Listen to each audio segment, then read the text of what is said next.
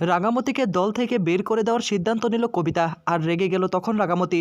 সম্পূর্ণটা জানতে এক্ষুনি চ্যানেলটিকে সাবস্ক্রাইব করে না টেনে দেখতে থাকুন। গল্পের শুরুতে আমরা দেখতে পারবো রাঙামতি ঝুমুরকে নিয়ে সেই ফরেস্ট ফাইটার দলের ক্যাম্পে চলে আসে। কবিতা তখন বলে, রাঙা তুই এটা কী করলি? তুই কেন ঝুমুরকে এখানে আনতে গেলি? তোর জন্য কিন্তু আমরা বিপদে পড়তে চলেছি।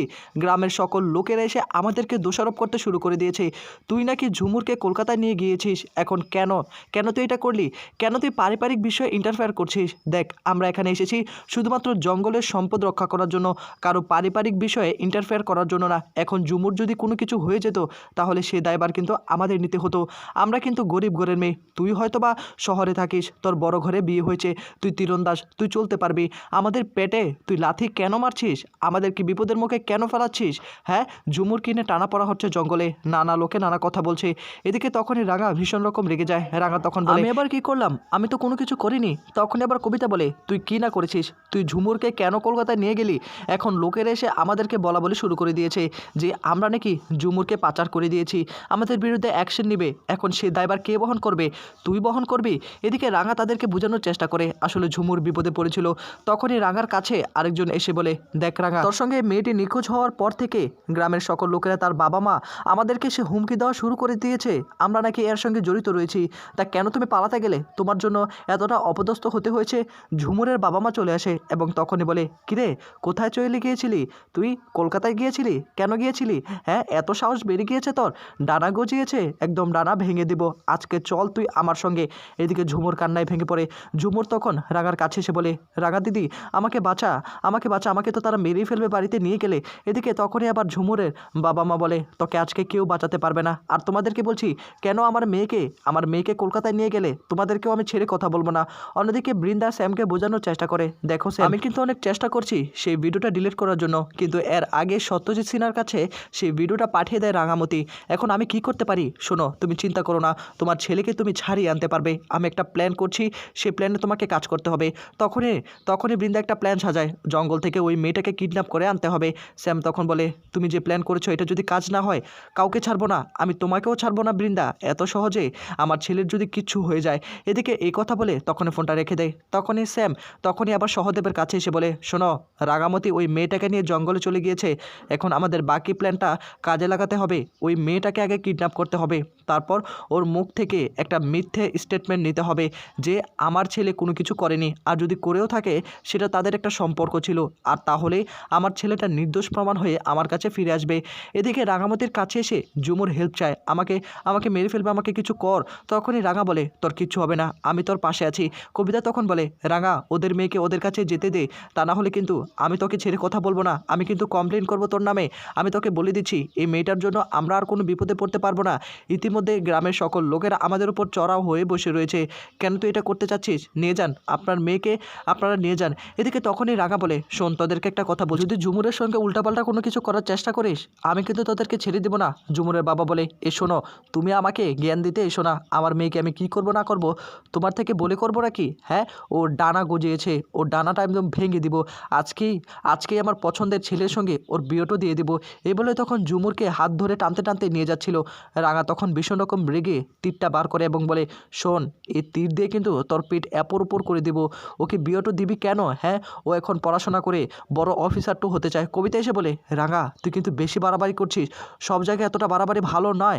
কেন তুই পারিবারিক বিষয়ে ইন্টারফেয়ার করছিস? হ্যাঁ, আমাদের কাজকে এটা নাকি? তখনই রাঙা বলে, আমরা ফরেস্ট ফাইটার দল, জঙ্গলের সম্পদ রক্ষা করা আমাদের দায়িত্ব, এই জঙ্গলের মানুষদেরকে রক্ষা করা আমাদের দায়িত্ব, তাদের ভালো লাগা মন্দ লাগা সকল কিছু আমাদেরকে দেখতে হবে।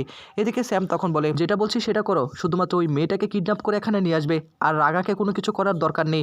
কেননা রাঙা কিন্তু জঙ্গলের অলি গলি খুব ভালো করে চিনে, তার কোনো ক্ষতি করা যাবে না জঙ্গলে। রাঙা 3 দিন পর আবার এখানে ফিরে আসবে। বাড়িতে বিয়ের তোড়জোড় শুরু হয়ে গিয়েছে, তার মধ্যে আমি রাঙাকে শেষ করে দিব। তুমি শুধুমাত্র ওই মেয়েটাকে এখানে নিয়ে আসো। এদিকে রাঙা তাদেরকে বোঝানোর চেষ্টা করে, দেখ, তোর মেয়েটু বড় অফিসার হতে চায়, সে তো পড়ালেখায় ভালো একটা রেজাল্টও করেছে, তা কেন তোরা তাকে এইভাবে বঞ্চিত করছিস? তোরা তোরা যদি তাকে নিয়ে স্বপ্ন না দেখিস, তার স্বপ্নটা ভেঙে দিস, তাহলে তো সে শেষ হয়ে যাবে।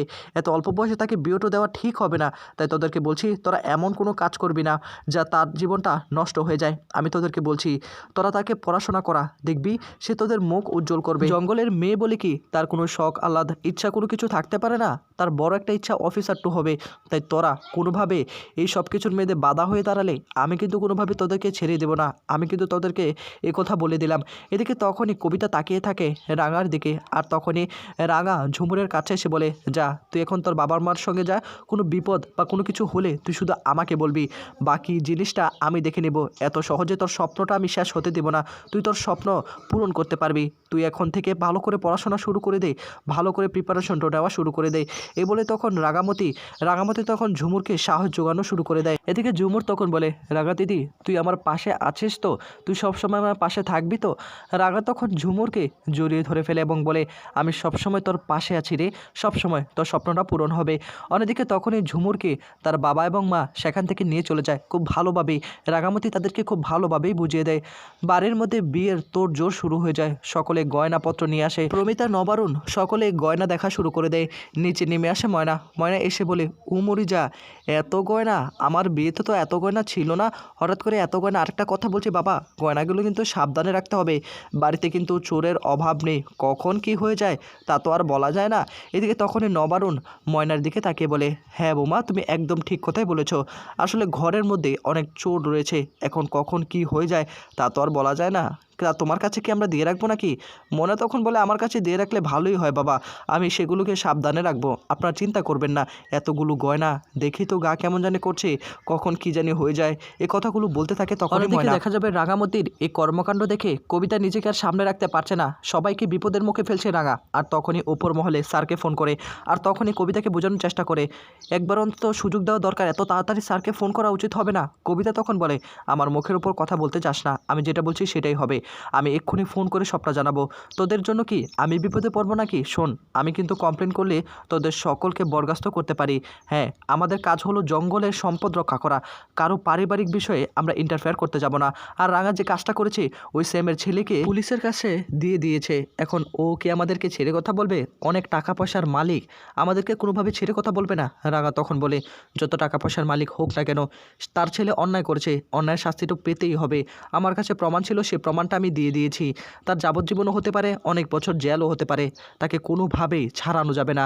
আমি এর জন্য লড়াই করে যাব, তোরা যা খুশি তা করতে পারিস। এদিকে কবিতা রাঙার দিকে তাকিয়ে বলে, তুই আমার মুখের উপর কথা বলছিস? হ্যাঁ, আমার মুখের উপর কথা বলছিস? আমি কিন্তু এক্ষুনি চাইলে তোকে এখান থেকে বের করে দিতে পারি। রাঙা তখন বলে, তুই আমার উপর কেন এভাবে রেগে যাচ্ছিস? শুধু জঙ্গলের সম্পদ কেন, মানুষগুলোকে রক্ষা করার দায়িত্ব আমাদের না? আমি তো যা করছি ভালোর জন্যই করছি। আমার নিজের কোনো স্বার্থ আছে নাকি এর মধ্যে? আমার নিজের তো কোনো স্বার্থ নেই। অন্যদিকে কিছুক্ষণ পরই নিচে নেমে আসে সার্থকী এসে বলে, কি কি ভেবেছিলে এই স্বর্ণ গয়নাগুলো এনে ধুমধাম করে বিয়ে দিবে? কিচ্ছু করতে পারবে না। রাঙা তো আবার এই বাড়িতে ফিরে আসবে, আর রাঙা ফিরে আসলেই দেখতে পারবে কি একটা বিপদ হয়। প্রমিতা তখন বলে, রাঙা এই বাড়ির বউ, রাঙা তো অবশ্যই আসবে তাই না? তখনই আবার সার্থকী বলে ওঠে, হ্যাঁ রাঙা আসবে, আর সেজন্য আমি সিদ্ধান্ত নিয়ে ফেলেছি, আমি এখানে থাকবো না, আমি চলে যাব। এই বিয়েতে আমি থাকতে পারবো না, কোনো বিপদ আপদ হবে সেটা আমার ওপর এসে পড়বে, সেটা আমি কখনো কল্পনা করতে পারি না। এদিকে রাঙামতিকে কাজ দেয় অনেকগুলো আলুর বস্তা, চালের বস্তা, তাকে একা টেনে আনতে হবে।